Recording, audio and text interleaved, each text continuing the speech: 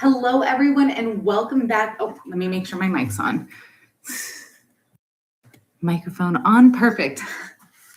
Hello, everyone, and welcome back to Follow the Dogi. I'm Daisy. I'm a certified yoga instructor specializing in animal-assisted yoga, and today I'm going to teach you the warrior walk.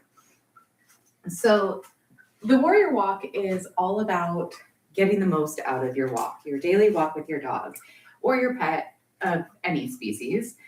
Whoever you take for a walk every day to make sure that they get a little bit of outside enrichment, this is something for you to do to ensure that you're getting the most out of the experience as well, while you make sure that your pet also gets the most out of their walk. Because why do we really take our pets on a walk? We want them to experience the outside world. We want them to immerse themselves in nature.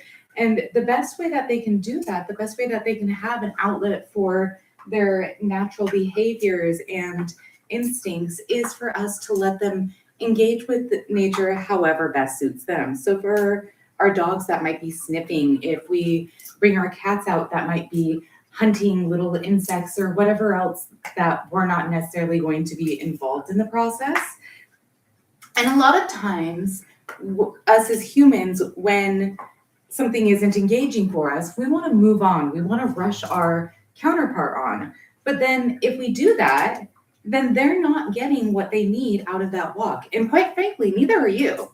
Because when our pets stop to engage with nature, it gives us an opportunity to listen to our bodies, to really pay attention to what it is that we need in that moment.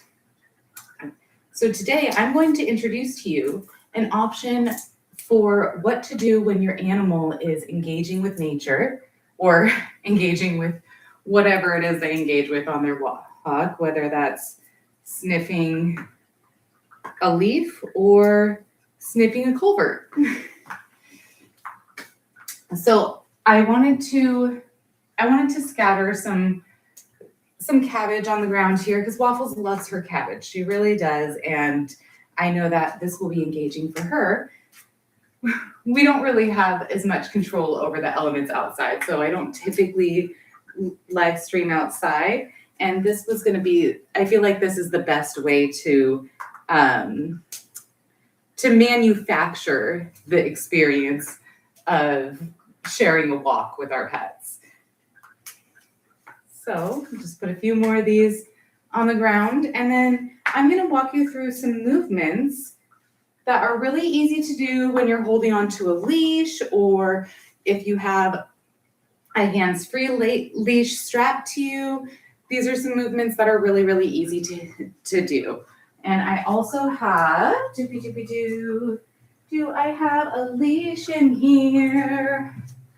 I don't know. Okay, well, I am going to, good girl, Waffles, that was good listen. Yes, good girl.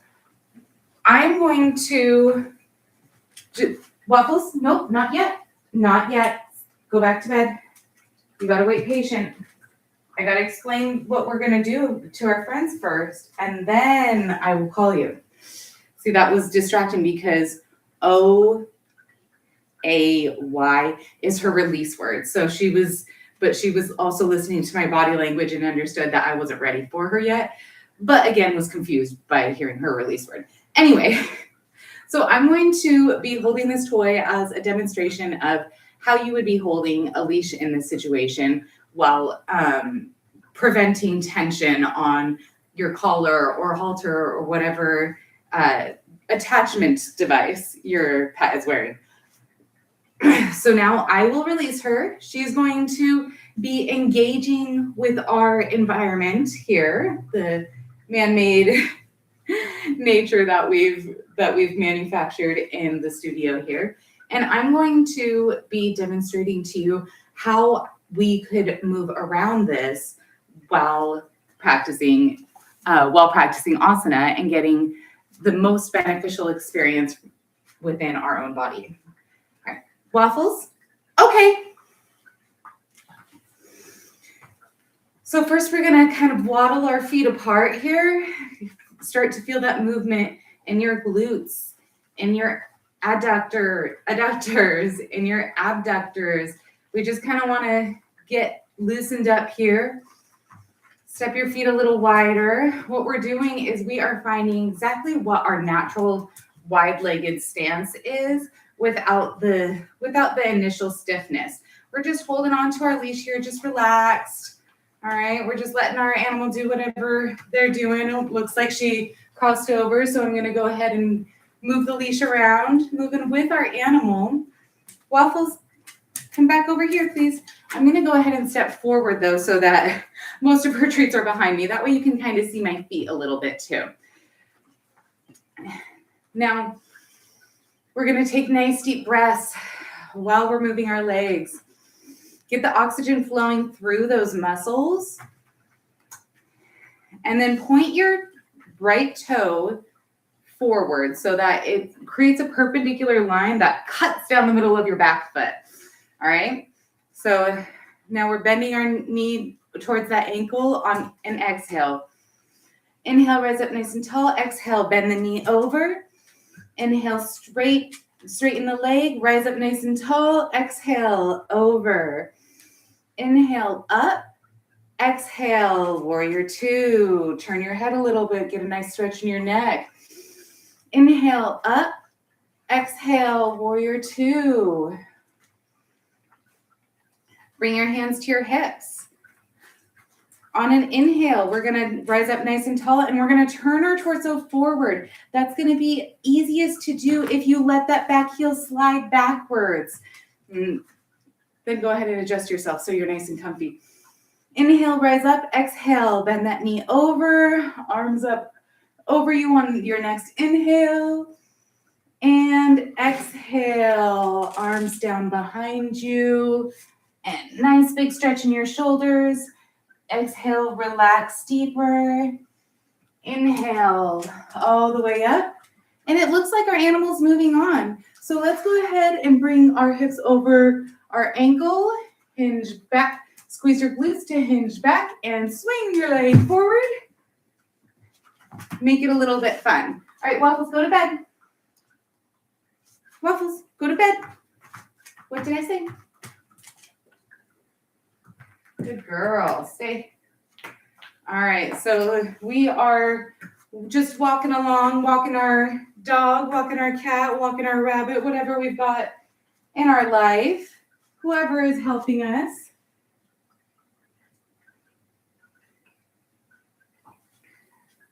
And I'm so sorry, I did get distracted when we were moving from Warrior 1 into Humble Warrior because Waffles was no longer engaged with her environment. So I went into planning mode and got a little bit distracted. So I am going to show you that transition one more time. Waffles, okay? All right, so if we are in Warrior 1 here, we've got inhale, rise up nice and tall, right? And we're not really going to raise both of our hands up if we're holding a leash because that's going to create a lot of tension on our dog's neck.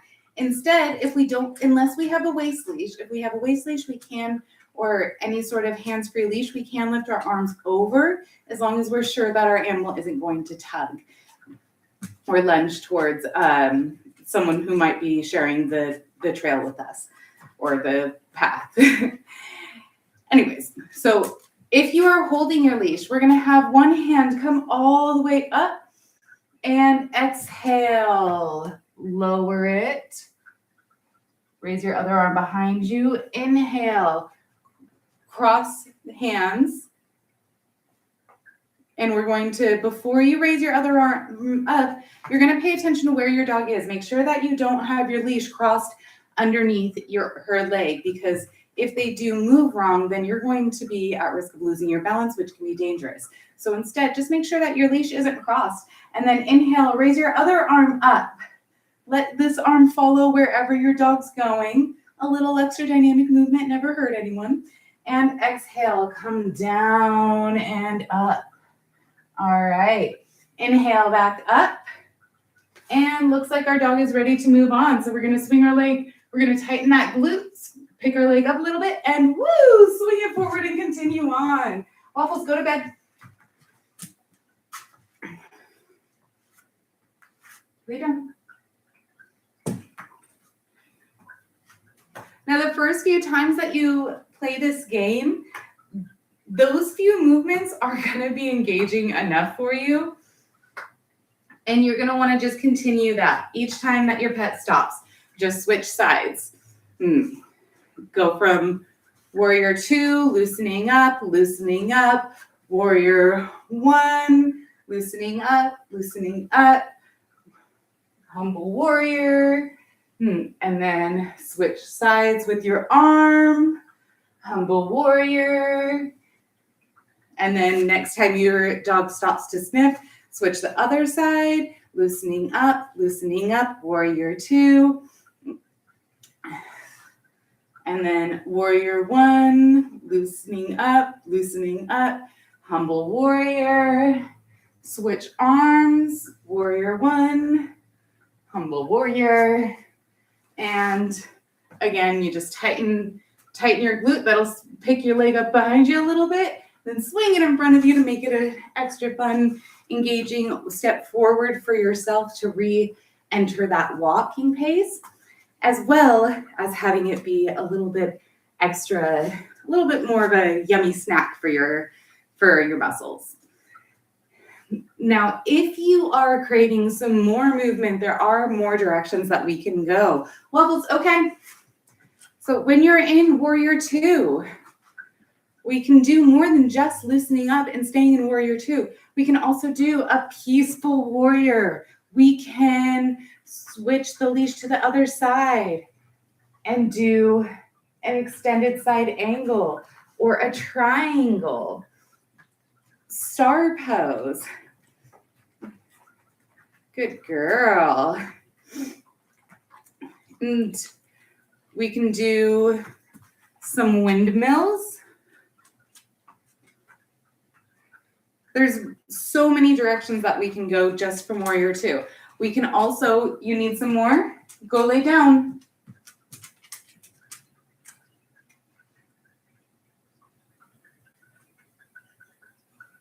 Good girl.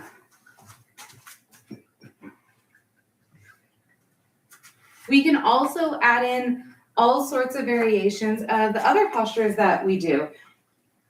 And once you've built a habit of doing this, almost every time that you go on a walk, then you're going to start feeling certain cravings in your muscles. You'll start to notice that certain muscles are craving more movement than others. And what I do when I notice that is I think about how it will feel to tighten that muscle.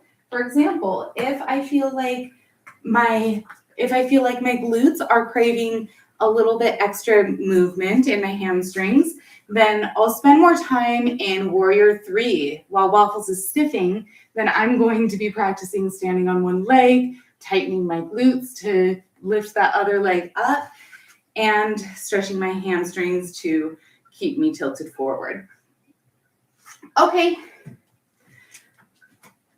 So this is a really, really great way, even if you're just moving from a simple warrior 2 to warrior 1, warrior 3, and continuing on your walk, you're starting to wake up your muscles. You're starting to build awareness within your body, and you're building that mind and body connection so that you can start to notice exactly what your body needs when it needs it. Movement stops becoming a chore and starts becoming something that you crave and you look forward to.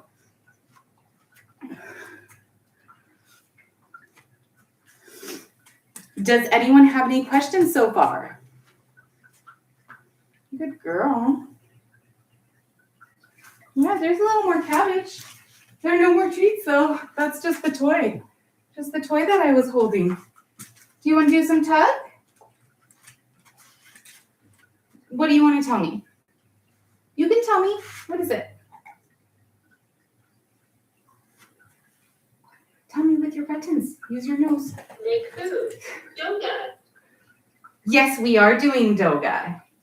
I know we're having a little bit of a late breakfast because you had some snacks instead this morning, but you're going to have some turkey soup in a little bit. Yeah, turkey soup in a little bit. Can you please go lay down? Lay down.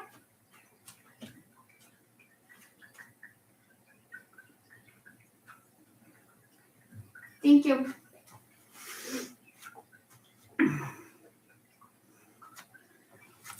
All right, so I did want to also show you a couple more variations of Warrior One that you can do.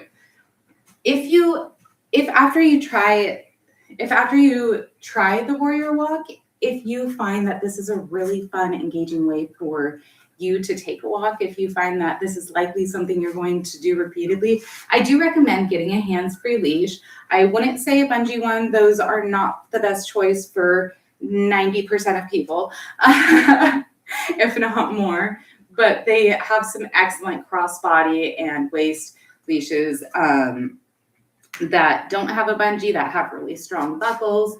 So I definitely recommend getting a hands-free leash if you're going to be doing the Warrior Walk a lot and you have a dependable dog or pet who doesn't lunge at passing strangers.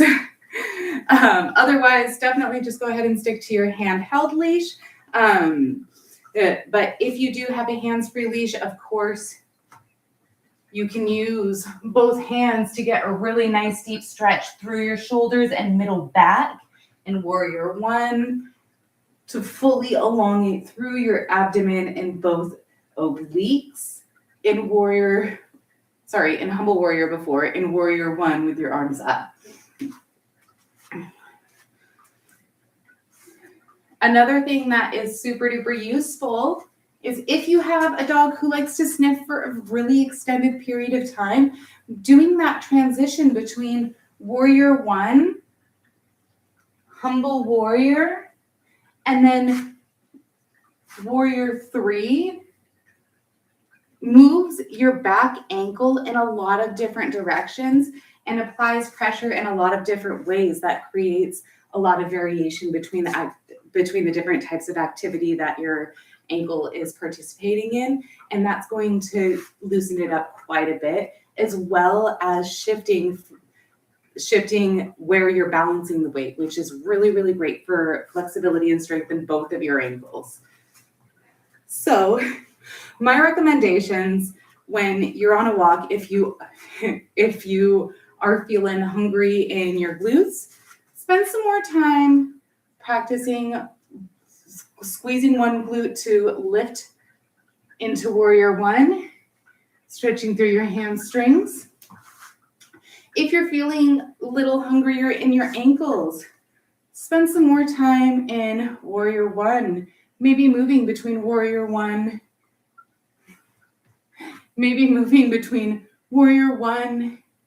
and Humble Warrior and Warrior Three. If you are feeling hungrier in your adductors and your abductors, then maybe spend some more time loosening up through Warrior Two in this open hip range of motion. I'm not holding my pretend leash.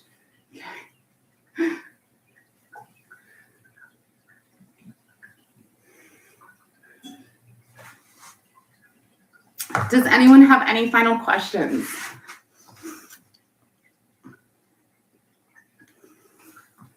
All right. Well, thank you so much for joining us. I hope that you enjoyed today's class and found it to be helpful.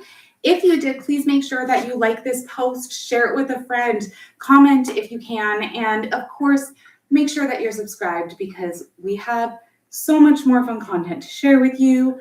We are live here every Tuesday to share some animal-assisted yoga tips, tricks, and sequences with you.